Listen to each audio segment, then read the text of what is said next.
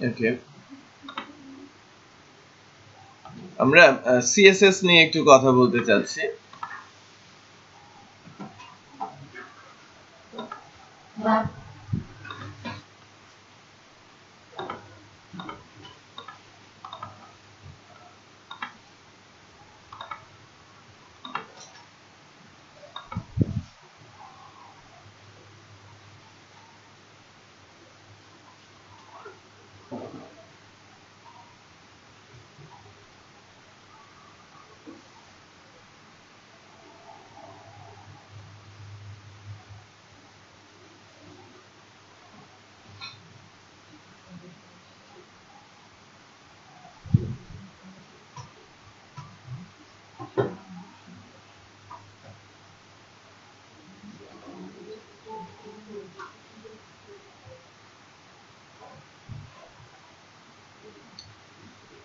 আচ্ছা, সিএসএস সম্পর্কে আমরা বলছিলাম। সিএসএস কে আমরা বলছি ক্যাসকেডিং স্টাইল শীট।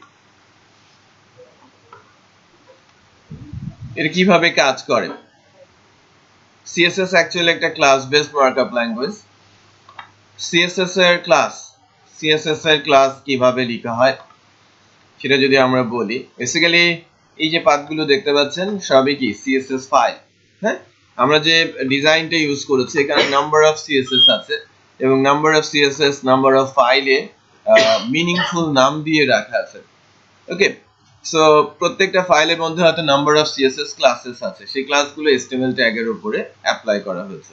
ওকে, সো যখন আপনি HTML কে একটু সুন্দর করে দেখতে চাইবেন তার উপর স্টাইলিং করতে হবে। স্টাইলিং তিন ধরনের হয়। ইনলাইন স্টাইলিং হয়, আমি একদম স্পেসিফিক ট্যাগের উপর স্টাইল লিখে দিতে পারি। অন পেজ স্টাইলিং হয়, আমি একটা পার্টিকুলার পেজের মধ্যে সিএসএস এর স্টাইল লিখতে পারি। আর তিন হচ্ছে আমি এক্সটার্নাল সিএসএস লিখছি, কোন একটা সিএসএস ফাইলের মধ্যে সিএসএস এর ক্লাস তৈরি করছে আর ওই ক্লাসটা আপনি পরবর্তীতে ইউজ করছেন। এটা অ্যাকচুয়ালি বেস্ট প্র্যাকটিস আর প্রোগ্রামিং লজিকও এখানে আছে। সো আপনি লাইক এরকম একটা বিষয় যে ফিক্সড করে আমি যদি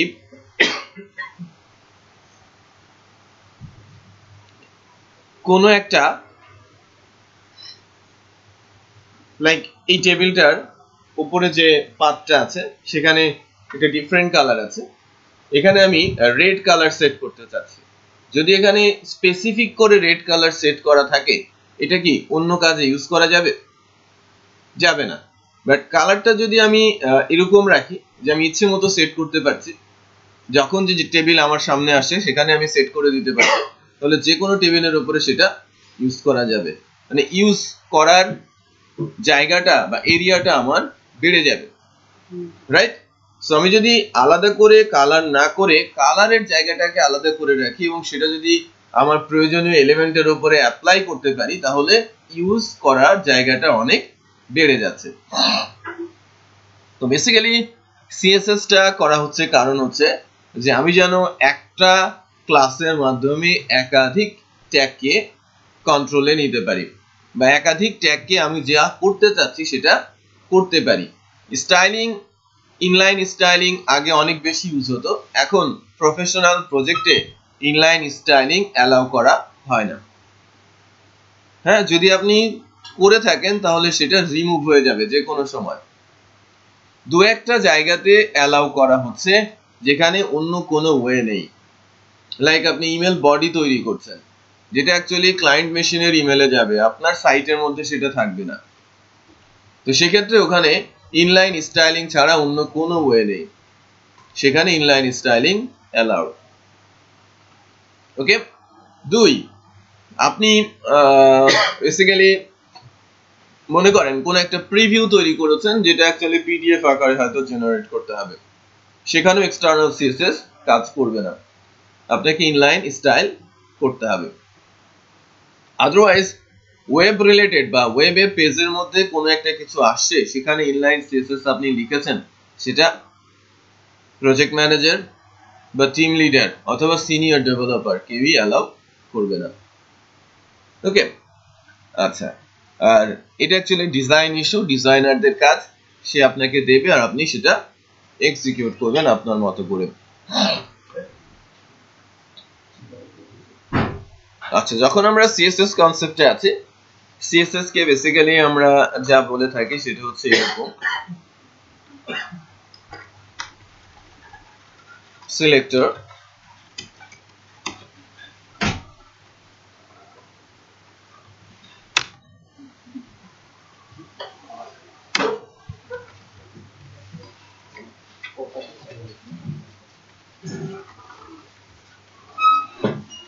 প্রপার্টি কোলন দিয়ে বলা হয়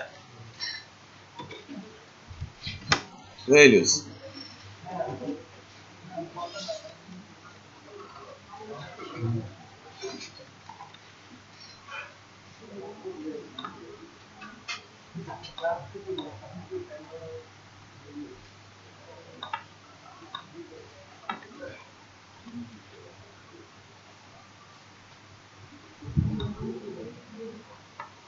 ঠিক এরকম একটা কিছু, যে selector then property then values.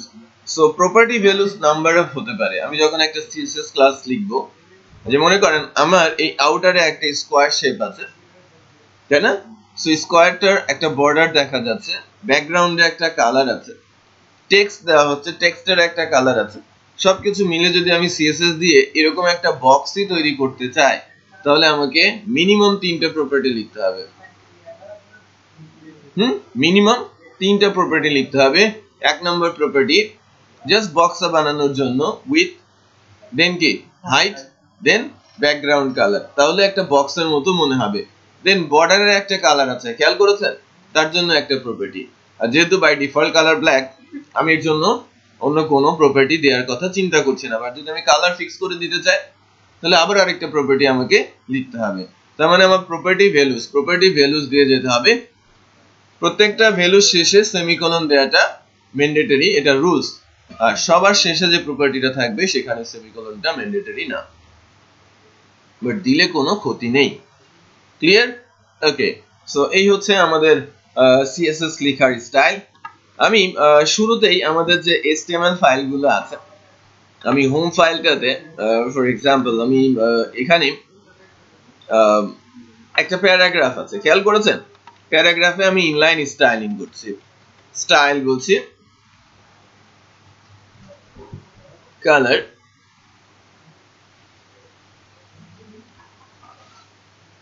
Orange লিখছি, ঠিক আছে? সো আমরা যখন আমাদের এক্সাম্পল পেজটাতে যাচ্ছি, ফার্স্ট প্যারাগ্রাফটা কি লিখেছি? অরেঞ্জ। এটাকে বলা হচ্ছে ইনলাইন স্টাইলিং। সো কোন একটা স্পেসিফিক ট্যাগের উপরে আপনি কি লিখেছেন? স্টাইল অ্যাট্রিবিউট দিয়ে তার ভ্যালু লিখছেন।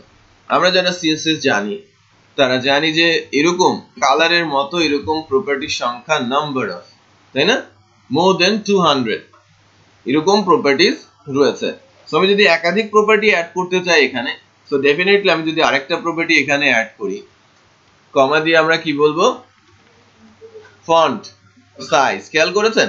হেল্পলাইন চলে আসে। আমি যদি বলি ফন্ট সাইজ হচ্ছে 20 পিক্সেল, সো অনেক বড় বড় লেখা হবে, রাইট? পুরো প্যারাগ্রাফের উপরে ফন্ট সাইজ কি বসেছে? 20 পিক্সেল। এটা হচ্ছিল বেসিক্যালি ইনলাইন। এখন এইটাকে আমরা এখানে যদি না ইউজ করতে চাই, যেটা বেসিক্যালি স্ট্যান্ডার্ড না বা গুড প্র্যাকটিস না, আমরা যদি স্ট্যান্ডার্ড প্র্যাকটিসে যেতে চাই, বা আমরা যদি বলি যে আমরা গুড প্র্যাকটিস করব, তখন আমাদের সিএসএস ক্লাসে যেতে হবে। এটাকে কিন্তু আমরা কোনো ক্লাস বলছি না। হ্যালো হ্যালো, আমাদের একটা ভেরিয়েবল আছে, একটা লিমিট আছে, যেটা একেবারে খারাপ। বেসিক্যালি আমরা একটা মানে মিনিমাম স্যালারি একটা রেঞ্জ সেট করা আছে, সেটা হচ্ছে 8000, এর নিচে আসা যাবে না। Minimum salary 8।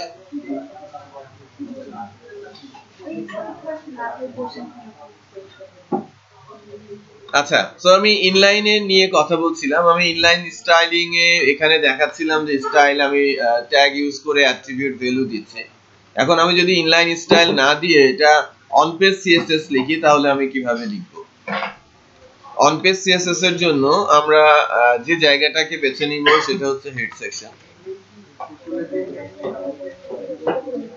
স্টাইল এবং টাইপ হিসেবে আমি লিখব টেক্সট অর সিএসএস।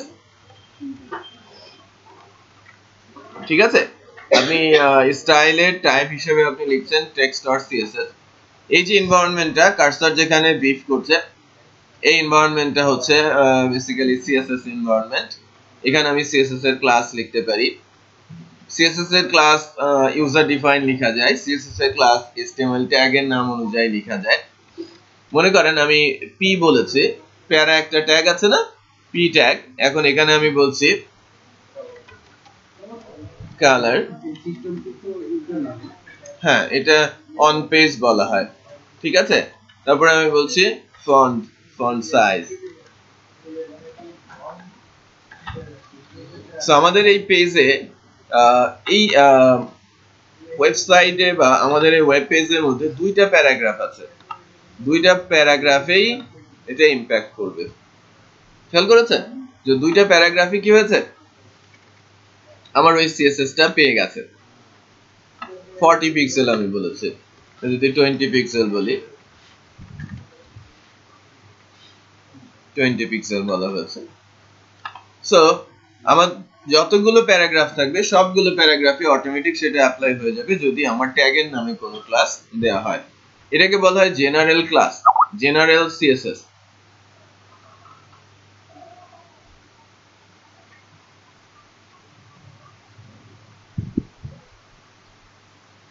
কি বলছিলাম? জেনারেল ক্লাস বা জেনারেল সিএসএস। ওকে,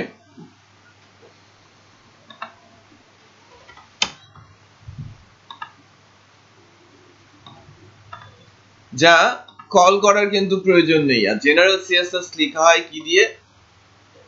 ট্যাগের নাম দিয়ে। ওকে, সো আমি যদি এখানে লিখি বডি, তাহলে কিন্তু আমার এন্টায়ার বডিতে যতগুলো জায়গাতে টেক্সট আছে সবার কালার এবং সবার সাইজ আমি যা লিখেছি তাই হয়ে যাবে। একটু খেয়াল করেন, পুরো বডিতে কালার রেড হয়ে গেছে এবং ফন্টের সাইজ 20 হয়ে গেছে। সো ট্যাগের নাম অনুযায়ী ক্লাস আমরা লিখতে পারি, কলিং এর প্রয়োজন নেই, অটোমেটিক কল হয়ে যাবে। আচ্ছা, এটা গেল জেনারেল ক্লাস কনসেপ্ট। আমি যদি এখন ইউজার ডিফাইন ক্লাস কনসেপ্টে যাই, মনে করেন যে আমি বলছি টেস্ট নামে একটা ক্লাস, টেস্ট ক্লাসটার মধ্যে আমি বলছি ব্যাকগ্রাউন্ড। সো প্রত্যেকটা অ্যালফাবেটেই কিন্তু নাম্বার অফ ক্লাস। খেয়াল করেছেন আমার এ দিয়ে কতগুলো ক্লাস, হ্যাঁ ঠিক এরকম বি দিয়ে ক্লাস, সি দিয়ে ক্লাস, জেড দিয়ে ক্লাস, নাম্বার অফ ক্লাসেস আছে।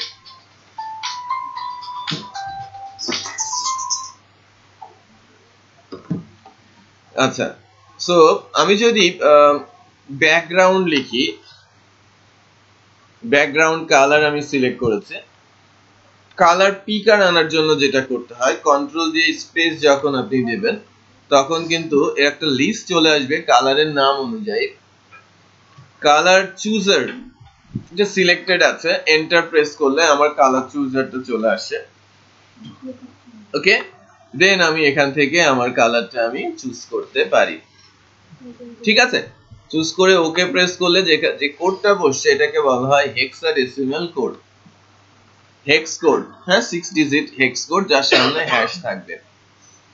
এখন কালারের কয়টা ধরন আছে? 3 ধরনের কালার দেওয়া যায়। একটা হচ্ছে স্পেসিফিক কালার নেম, 2 হচ্ছে হেক্সাডেসিমাল কোড, আর একটা হচ্ছে আরজিবি কালার কোড।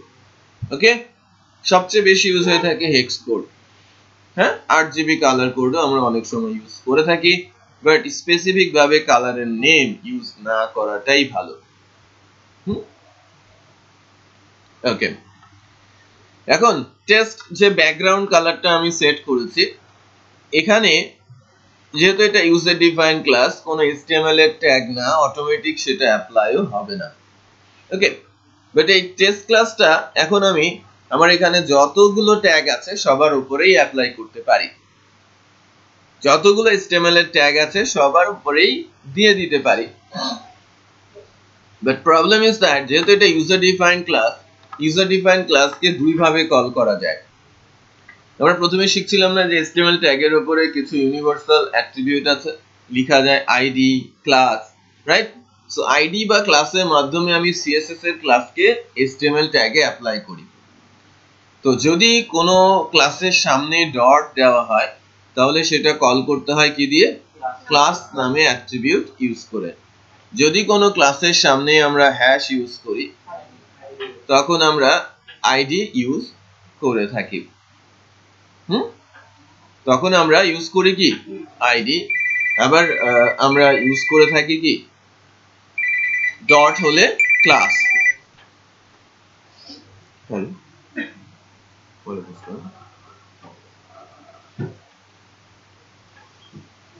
হ্যাঁ বলো বলো।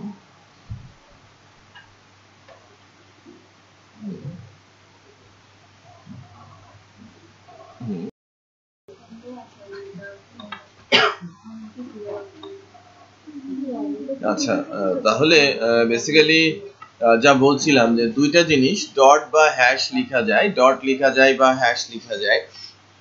তো আমরা যখন হ্যাশ লিখব ওইটা ওই ক্লাসটা আমরা HTML ট্যাগের উপরে অ্যাপ্লাই করতে পারবো। বেসিক্যালি CSS কেন লিখি? HTML ট্যাগকে স্টাইলিং, কালারফুল বা আমি আমার মতো করে ডিজাইন যদি করতে চাই বা তার বিহেভিয়ার আমি যদি চেঞ্জ করতে চাই সেটা আমরা করতে পারি। হ্যাঁ, সেটা নিয়েই কথা বলছি যে আইডিটা একটা পেজের ভেতরে একবারই ইউজ করা যায়। কারণ গতদিন আমি বলছিলাম যে আমি কাউকে যদি একটা আইডি সেট করে দেই আরেকজনকে সেই আইডিটা দিতে পারবো না। যদি দেই তাহলে কি হবে? ভুল হবে। HTML এও তাই, সেটা এরর হবে। ক্লিয়ার? বাট আমরা যদি একাধিকবার কোনো একটা CSS এর ক্লাস ইউজ করতে চাই অবশ্যই তার সামনে কি বসাবো? ডট, যাতে আমি সেটাকে ক্লাস হিসেবে কল করতে পারি। পার্থক্য হ্যাশের জন্য যে সেটা একটা পেজে একবার ইউজ করা যাবে আর ডট দিলে একাধিকবার ইউজ করা যাবে। আপনি হ্যাশ দিলে যে একাধিকবার ইউজ করতে পারবেন না সেটা কিন্তু আমি বলছি না, একাধিকবার ইউজ করা যাবে, আউটপুটও দেখাবে। বাট HTML এর এরর জেনারেট হবে প্রতিবারই কি হবে? HTML এর এরর জেনারেট হবে। একাধিকবার বা তৃতীয় চতুর্থবার যখন আপনি কল করবেন প্রতিবারই HTML এর এরর জেনারেট হবে। সো হ্যাশ দিলে আমি কোন একটা CSS কে কল করব কিভাবে? যদি আমি টেবিলে যাই, আইডি হিসেবে আমি কি বলছি? টেস্ট।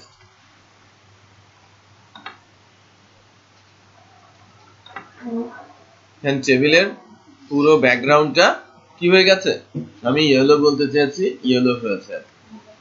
এখন এটা অন্য কোথাও ইউজ করলেও আমরা কাজ করতে পারবো। আমরা অন্য কোথাও বলতে যে আরো একটা টেবিল আছে, এটা কিন্তু টেবিলের ভেতরে টেবিল হওয়াতে পুরোটাতে কভার হয়ে গেছে, রাইট? বাট ওই আইডিটা যদি আমি বডি নামে HTML ট্যাগে অ্যাপ্লাই করি,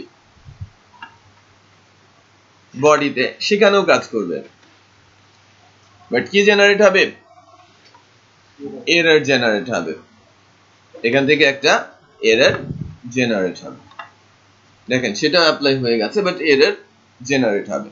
এরর টেস্ট করার ওয়ে আছে, এখানে ওয়েব ডেভেলপমেন্ট টুলস বলে একটা টুলস আছে, যে টুলস এর মাধ্যমে আমরা কিন্তু এরর চেক, ক্রস চেক করতে পারি। টুলস থেকে আমরা যদি যাই যে ভ্যালিড লোকাল HTML একটু চেক করে দেখি, সবগুলো মেশিনে থাকার কথা। এখানে যে মেশিন ল্যাপটপ গুলো আছে, বাকিগুলো তো ওয়েব ডেভেলপমেন্ট টুলস কিভাবে আপনারা ইনস্টল করবেন যেটা আমি নেক্সট ক্লাসে দেখিয়ে দিব।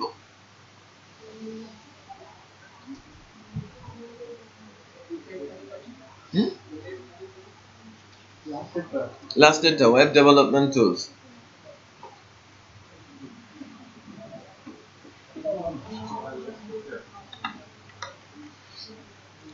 পারছে না।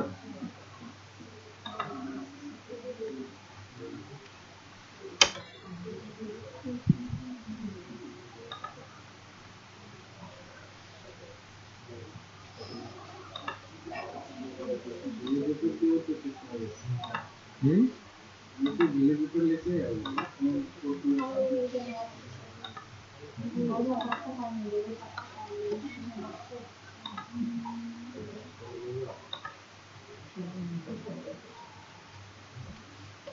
এই যে ওয়েটিং ফর এই যে দেখিয়েছে sorry this document can not be checked বলেছে। অনলাইন ভ্যালিডেটরও পাওয়া যায় এবং ওয়েব কানেকশনের জন্য অনেক সময় ফেল করে। যদি ভ্যালিডেশন হতো এখানে দেখাতো কতগুলো এরর আছে, কতগুলো ওয়ার্নিংস আছে, সো আপনারা একটু চেক করতে পারবেন। এটা আমি দেখাবো। লাইভেরটা হয়তো টেস্ট করা যাবে। লাইভেরটা লাইক আমি যদি আমাদের এই সাইটটার কথা বলি এবং সাইটের স্পেসিফিক পেজের কথা বলি, সে ভ্যালিডেট করতে পারছে কিনা দেখি। ভ্যালিডেট HTML,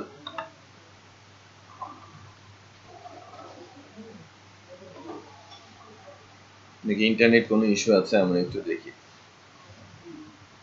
মার্কআপ দিয়েছে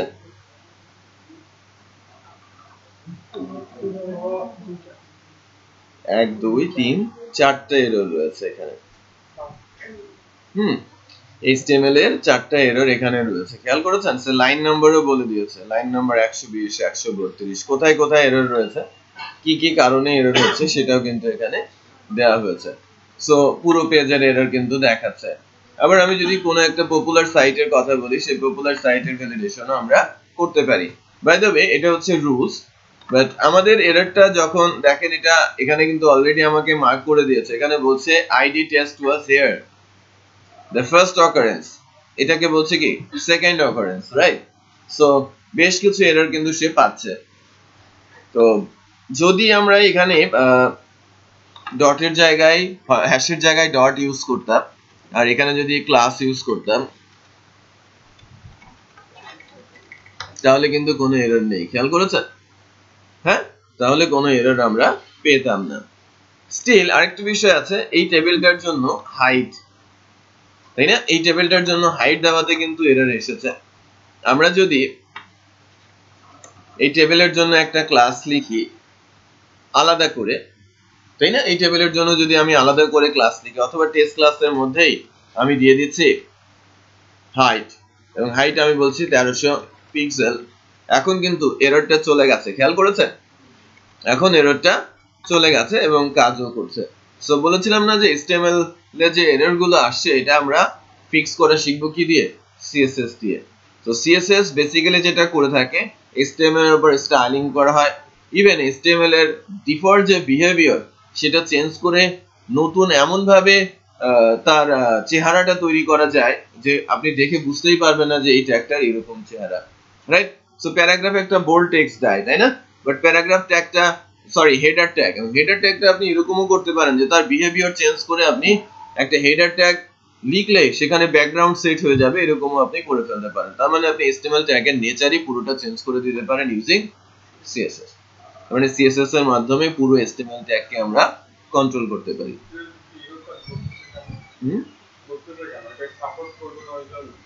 হ্যাঁ, অ্যালাউড না, সাপোর্ট না, ডেপ্রিকেটেড হয়ে গেছে। ওকে, সো আমরা এখানে কতজন